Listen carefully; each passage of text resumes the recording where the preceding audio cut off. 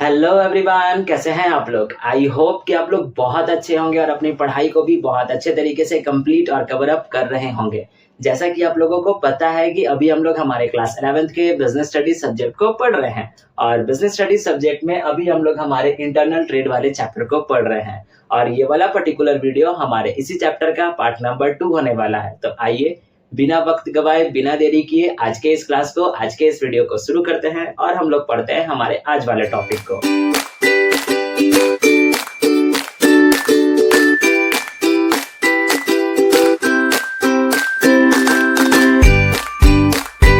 जैसा कि मैंने अभी आपको बताया कि आज के इस क्लास में हम लोग हमारे इंटरनल ट्रेड वाले चैप्टर के पार्ट नंबर 2 को पढ़ेंगे। सो बेसिकली इस वाले पार्ट में, इस वाले वीडियो में हम लोग कौन से टॉपिक को पढ़ेंगे। तो इस वाले पार्ट पे हम लोग हमारे इंटरनल ट्रेड के पहले वाले टाइप को पढ़ेंगे जो हमारा कहता है होलसेल ट्रेड। तो आइए पढ़ते हैं और समझते हैं कि आखिरकार होलसेल ट्रेड कहते किसको है। तो बेसिकली होलसेल ट्रेड है क्या। तो होलसेल ट्रेड जो है वो एक प्रकार का प्रोसेस है, एक प्रकार का प्रक्रिया है जहां पर वस्तुओं को खरीदा जाता है, गुड्स को परचेज किया जाता है मैन्युफैक्चरर से या फिर प्रोड्यूसर से, बहुत बल्क क्वांटिटी में या बहुत लार्ज क्वांटिटी में, और उसके बाद फिर उन खरीदे गए वस्तुओं को रिटेलर्स को बेचा जाता है, रिटेलर्स को सेल किया जाता है स्मॉल लॉट्स में या फिर स्मॉल क्वांटिटीज में। तो इसी प्रोसेस को हम लोग जो है वो होलसेल ट्रेड के नाम से जानते हैं और कहते हैं। अब आइए देखते हैं डेफिनेशन क्या लिखता है। डेफिनेशन हमारा कहता है कि होलसेल ट्रेड जो है वो एक प्रकार का प्रोसेस है जहां पर वस्तुओं को खरीदा जाता है, गुड्स को परचेज किया जाता है बहुत बल्क क्वांटिटी में या बहुत लार्ज क्वांटिटी में। किससे? मैन्युफैक्चरर से या फिर प्रोड्यूसर से, और फिर उन खरीदे गए वस्तु को बेचा जाता है किसको? रिटेलर्स को। किस क्वांटिटी में? स्मॉल लॉट्स में या फिर स्मॉल क्वांटिटीज में। तो इसी पूरे के पूरे प्रोसेस को हम लोग जो है वो होलसेल ट्रेड के नाम से जानते हैं और कहते हैं। आई होप कि अब आपको होलसेल ट्रेड का मतलब समझ में आ गया होगा। नेक्स्ट हमारा कहता है the person who carries out this business is known as wholesaler. यानी कहता है क्या है कि जो पर्सन, जो इंसान, जो व्यक्ति इस बिजनेस को करता है या फिर होलसेल ट्रेड को करता है तो उस पर्सन को हम लोग होलसेलर के नाम से जानते हैं और कहते हैं। नेक्स्ट कहता है it is a vital link in the distribution chain. यानी ये होलसेल ट्रेड या फिर ये होलसेलर जो है वो एक डिस्ट्रीब्यूशन चेन में हमारी जो है वो एक चेन को पूरा कंप्लीट करता है। क्योंकि आप खुद सोचो कि अगर हम अपने पास के रिटेलर के दुकान के पास जाएंगे और कहेंगे कि भैया आप एक टूथपेस्ट दीजिए या 2 पार्ले जी बिस्किट दीजिए, तो क्या प्रोड्यूसर और मैन्युफैक्चरर जो है वो उस रिटेलर को ला कर 2 या 5 या 10 पार्ले जी बिस्कुट देगा? क्योंकि आपको पता है कि वो रिटेलर्स जो है वो बहुत बल्क क्वांटिटी में वो सामान तो नहीं रखेंगे, वो स्मॉल क्वांटिटीज में हर एक सामान को रखते हैं। तो क्या मैन्युफैक्चरर्स जो होते हैं वो डायरेक्ट रिटेलर के पास जाएंगे और बोलेंगे कि भैया आप ये 10 पार्ले जी ले लीजिए, जब आपसे ये 10 पार्ले जी बिक जाएगा हमको कॉल कर दीजिएगा, फिर हम एज अ मैन्युफैक्चरर या एज अ प्रोड्यूसर हम 10 पार्ले जी और ला कर दे देंगे। तो क्या ऐसा पॉसिबल है? तो ऐसा पॉसिबल नहीं है।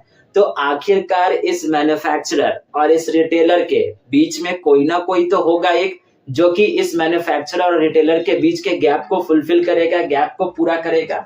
तो वो गैप को पूरा करने का काम कौन करता है? होलसेलर करता है। या फिर हम इसको ऐसा कह सकते हैं कि ये एक ब्रिज भी है। यानी नदी होता है ना, नदी के एक तरफ दूसरा गांव और एक तरफ दूसरा गांव, तो वही यहाँ पर भी कहता है कि उस नदी को क्रॉस करने के लिए एक ब्रिज की आवश्यकता है।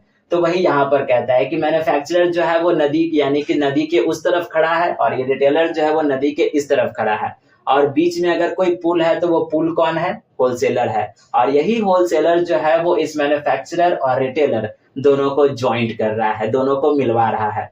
तो वही यहाँ पर कहता है, और आप हमेशा याद रखिएगा कि अगर कोई भी प्रोडक्ट, अगर कोई भी गुड्स एज अ कंज्यूमर यानी हम लोगों तक पहुंच रहा है तो वो सबसे पहले कहां से चला होगा? मैन्युफैक्चरर से चला होगा। मैन्युफैक्चरर के बाद से वो किसके पास गया होगा? होलसेलर के पास गया होगा। फिर उसके बाद वो कहाँ गया होगा? रिटेलर के पास गया होगा, और रिटेलर के बाद फिर कहाँ गया होगा? तो कंज्यूमर के पास गया होगा। तो और यही जो है वो हमारा जो है वो डिस्ट्रीब्यूशन चेन है। तो आप इस चेन को याद रखिएगा, ठीक है। अब यहाँ पर कहता क्या है कि आखिरकार इस होलसेल ट्रेड के कौन कौन से कैरेक्टरिस्टिक्स हैं। तो आइए कैरेक्टरिस्टिक्स भी पढ़ लेते हैं।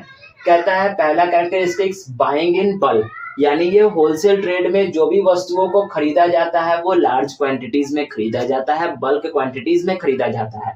हम लोगों ने ऑलरेडी इस वाले पॉइंट को डेफिनेशन में पढ़ा है। दूसरा, स्पेशलाइजेशन, यानी यह होलसेल ट्रेड में जो भी ट्रेड होंगी वो एक सिंगल लाइन और एक स्पेसिफिक लाइन ऑफ प्रोडक्ट्स की होगी। ऐसा नहीं है कि अगर कोई होलसेल ट्रेड कर रहा है तो वो आटा का भी करेगा, चीनी का भी करेगा, तेल का भी करेगा, तो शैम्पू का भी करेगा। ऐसा नहीं होगा। अगर वो होलसेल ट्रेड कर रहा है तो वो किसी एक ही स्पेसिफिक प्रोडक्ट का करेगा। जैसे अगर कपड़े का कर रहा है तो कपड़े का ही करेगा, अगर वो केवल शर्ट का कर रहा होगा तो केवल शर्ट का ही करेगा, अगर वो स्टेशनरी का कर रहा है तो केवल वो स्टेशनरी का ही करेगा। मिक्स प्रोडक्ट्स का वो कभी भी जो है वो ट्रेड नहीं करेगा। लेकिन हमारे यहाँ के रिटेलर्स जो होते हैं, आप देखे होंगे कि वो रिटेलर्स जो होते हैं वो आटा भी रखता है, चीनी भी रखता है, दाल भी रखता है, तो स्टेशनरी का कॉपी किताब पेंसिल भी रखता है, तो दवाई भी रख लेता है। बहुत सारे ऐसे रिटेलर्स है जो दवाई भी बेच देते हैं। तो वही यहाँ पर कहता है।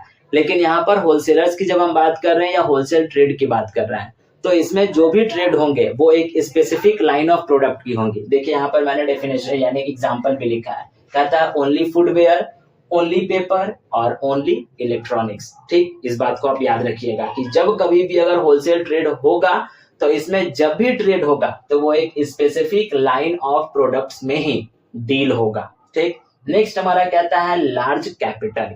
अब इस होलसेल ट्रेड को कैपिटल की आवश्यकता होती है, लेकिन बहुत लार्ज अमाउंट में कैपिटल की आवश्यकता होती है, क्योंकि इसको हमेशा ही अपने स्टॉक को मेंटेन कर रखना होता है, क्योंकि कब कौन सा रिटेलर उससे सामान मांग दे इसकी कोई गारंटी नहीं है। तो इसी कारण से इन होलसेल ट्रेड में जो कैपिटल की आवश्यकता होती है वो लार्ज अमाउंट में होती है, लार्ज कैपिटल की जरूरत होती है।